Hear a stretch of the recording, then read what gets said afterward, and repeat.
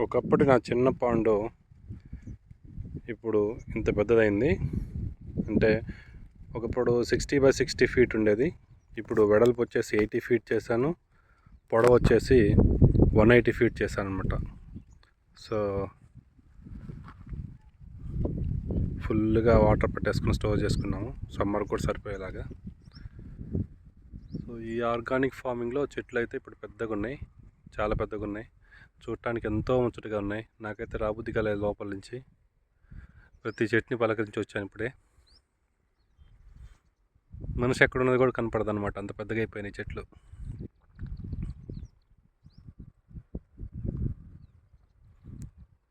అన్ని మొక్కలు